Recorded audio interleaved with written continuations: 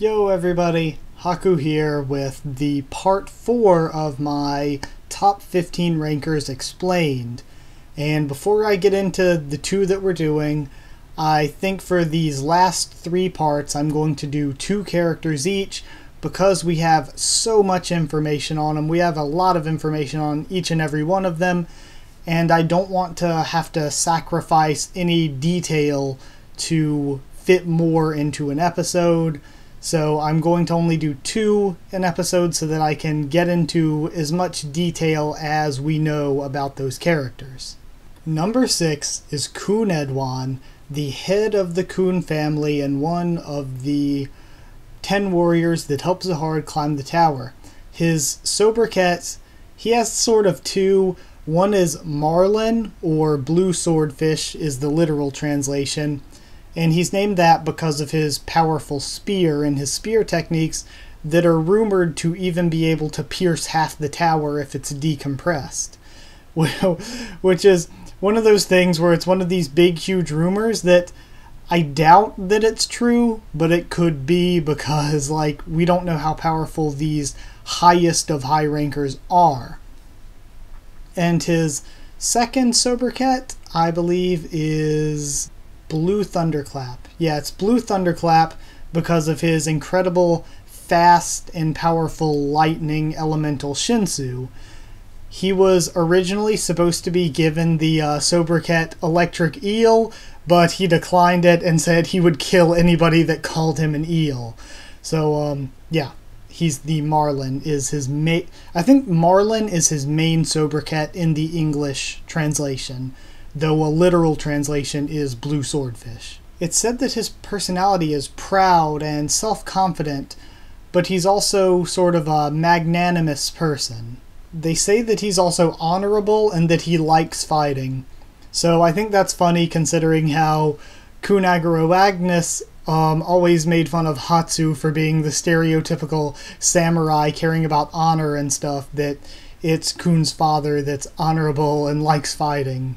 But even with that interest, it's said that he isn't very interested. He doesn't care about the fights that the Khun family holds every year to decide the true children of Khun. But he's known for lewdness as well. He's known for his lewdness. He has the most wives of any of the 10 family heads. Khun Edwan is the second strongest spear bearer in the tower. The strongest, of course, would be Red Tower Enryu, and we'll get to him in the final episode of this. But he's known to be the second strongest spear bearer, the strongest until Enryu showed up, and his spear is named Mago, and it has an incredibly high compression rate. That, and it's said that when he and Hendolak Blood Matter fight together as a pair, the two of them are an invincible team. Khun Edwan has also said that he issued a challenge. Whoever defeats him becomes the new head of the family, but so far none of the regulars that have challenged him, and it did say the regulars that have challenged him, so I guess just regulars from the Khun family, but any of them who've challenged him have all died. No one has survived fighting him for the position of family head. Also, it says that his favorite child is the Princess Khun Masheni Zahard. She's his favorite child that he dotes on, and he's a collector of items, like we saw Liroro telling Khun that my collection of music is probably nothing like your father's, and of course Khun steals all of the items that he has. They're all stolen from his father's collection. So he's kind of Khun Edwan has a lot of different aspects of his life and personality.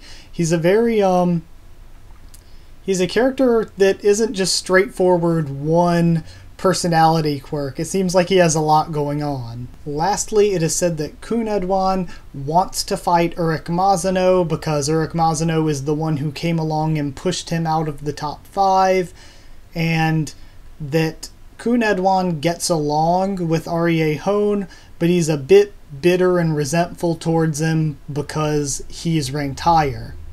And that leads us into number 5, which is the head of the Arie family, Hone, known as the White Sword or White Oar. So of course, like I said, he's the head of the Arie family, the presumed father of White, the siblings that we currently have in the storyline, and he's the strongest swordsman as well, and the strongest family head, of course.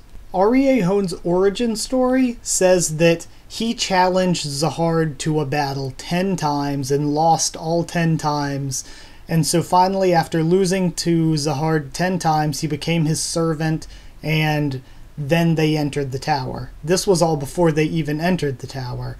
So whatever the outside world is like for them, there was fighting involved, this sort of fighting, I guess. So it's a bit odd given that there's a lot about the universe of Tower of God that we don't even know yet. Hone is currently known for a challenge that he gives on, I believe it's not the 100th floor. It's one of the floors he owns. He has a challenge for a special test, and anybody that can survive his attacks for 10 minutes gets a gift from him, and there are only 2 people who have ever passed it.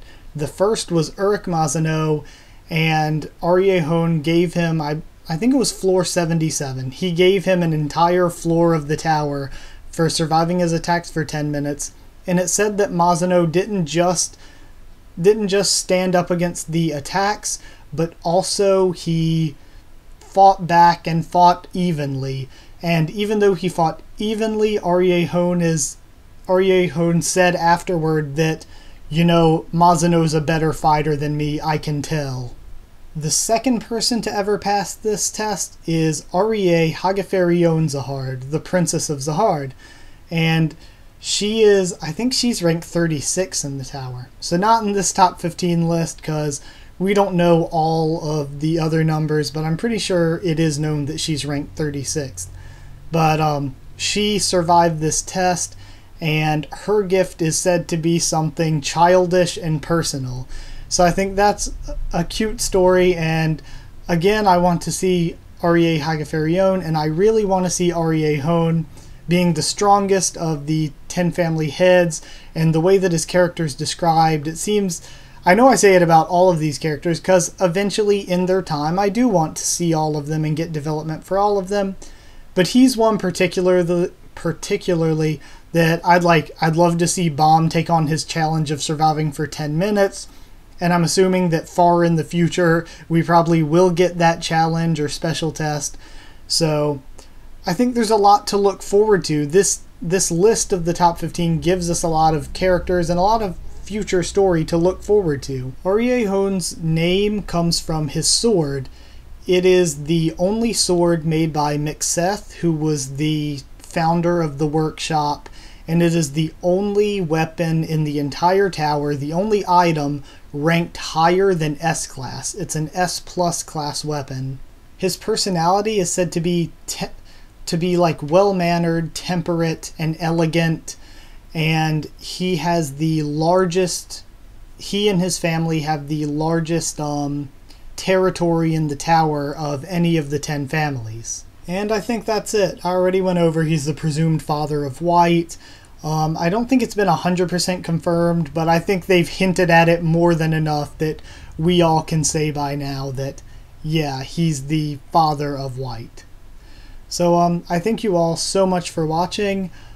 Like if you liked it, comment down there, tell me what you thought of these 2 characters, what you thought of my thoughts, even though it was mostly just the information. Next week I'll be doing numbers 3 and 4, and then I'll be doing 2 and 1 the week after that, because I got definitely a full video out of just these 2, and the top 4 I probably have, I'm not going to say twice as much, but I have a bit more for each of them than I did for these 2. Subscribe if you want more Tower of God, The Walking Dead, One Piece, and more. I do at least 3 videos on each of those series every single week. Follow on Twitter if you want updates on when I'm posting videos or if I need to push anything back, and I will see you all next time.